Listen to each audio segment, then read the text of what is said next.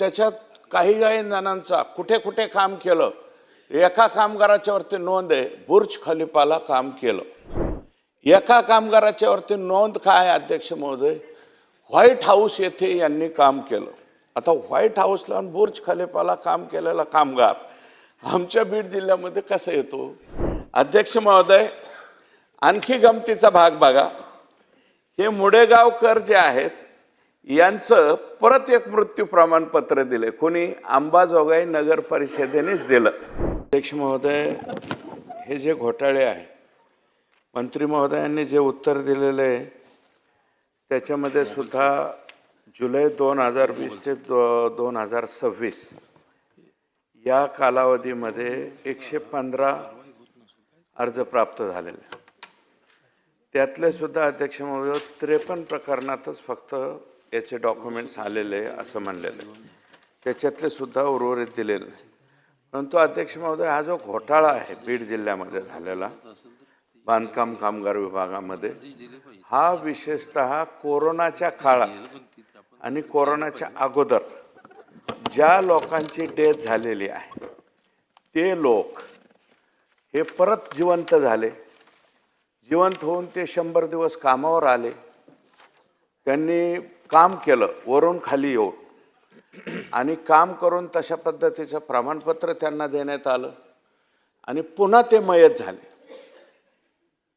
आणि मयत होऊन मयताच्या पोराला 2,30,000 रुपये अनुदान सुद्धा दिलं. एक गमतीचं उदाहरण म्हणून या ठिकाणी मी सभागृहामध्ये अध्यक्ष महोदय आपल्यासमोर सादर करतो. हे निळकंठ शामराव वडमारे यांनी ही 14/7/2025 तक्रार दिलेली, आणि त्या तक्रारीमध्ये एक हे कमलाकर रंगनाथ मुडेगावकर नावाचे व्यक्ती आहे. अध्यक्ष महोदय, हे त्यांच्या स्वतःचा त्यांच्या घरामध्ये जो फोटो लावलेला आहे, मृत्यू दिनांक 28/9/2013 लिहिलं आहे. त्यांचा मृत्यू कधी झाला आहे? 28/9/2013. 2013ला यांचा मृत्यू झाला. त्यांच्या घरामध्ये जो फोटो आहे त्याच्यावरती 28/9/2013 आहे. आणि त्यांचं डेथ सर्टिफिकेट अंबाजोगाई नगर परिषदेने दिलेले, हे 28/9/2013ला मयत झाल्याचं त्यांचं सर्टिफिकेट स्वतःच. त्याच्यानंतर अध्यक्ष महोदय, मुख्याधिकारी नगर परिषद अंबाजोगाई इथं शेख इफ्तेकार नावाचे कार्यालयीन अधीक्षक आहेत. यांनी काय दाखवलं अध्यक्ष महोदय, कमलाकर रंगनाथराव मुडेगावकर हे नागेश गोविंद उथवाल नावाच्या मालकाकडे 9/4/2023 ते 20/8/2023 एवढ्या कालावधीत 100 दिवस कामावर होते. म्हणजे 2013ला गेलेले मुडेगावकर हे 2023ला हे 100 दिवस अमुक याच्या इथं कामाला आले. कामाला आल्याच्या नंतर अध्यक्ष महोदय, त्यांची ऑनलाईन नोंदणी कधीची आहे? 25/10/2023ला हे त्यांची ऑनलाईन कामगार म्हणून नोंदणी झाली आपल्या मायबाप सरकारकडे. जे पोर्टल आपण केलेलं आहे त्याच्यामध्ये ऑनलाईन ते कामावर आले. अध्यक्ष महोदय, कमलाकर रंगनाथराव मुडेगावकर हेच यांनी त्यांचं स्वतःचं ह्याला द्यावं लागतं, स्वयंघोषणापत्र द्यावं लागतं आपल्या कायद्यामध्ये.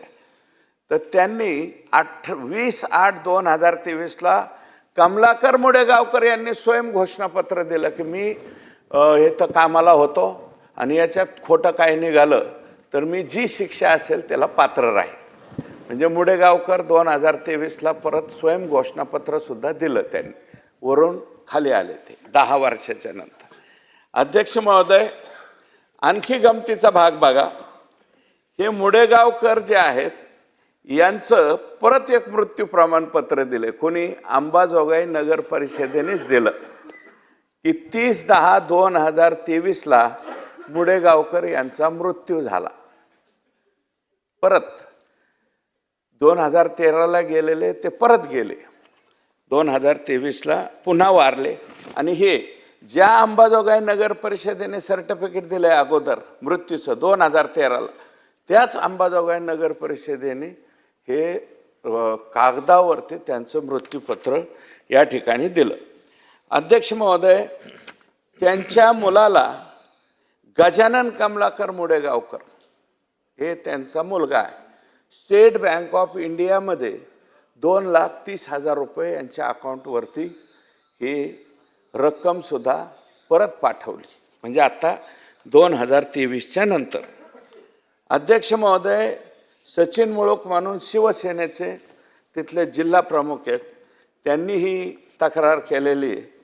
आणि एकूणच अध्यक्ष महोदय, हा जो प्रकार झालेला आहे, मी थोडीशी ही लक्षवेधी टाकल्याच्या नंतर काही ठिकाणी चौकशी केली, तर बाबा ह्याच्यात कोण कोण जबाबदार आहे, कुणी कुणी असे उद्योग केले, तर बहुतेक ज्या नगरपंचायती, परिषदा आणि नगरपालिका आहेत बीड जिल्ह्यामध्ये, याच्यात तर हे झालंच, कुठं 14, 15, 16, 20 अशा प्रकारचे हे प्रकरणं झालेले. आणि काही ग्रामपंचायतीमध्ये सुद्धा अशा प्रकारचे खोटे नाटे सर्टिफिकेट दिलेले. किमान अध्यक्ष महोदय, माझ्या कानावरती आलेल्या गोष्टी 100 आहेत. 100 प्रकरणामध्ये, आणि याच्यात 2-3 अधिकारी आहेत अध्यक्ष महोदय.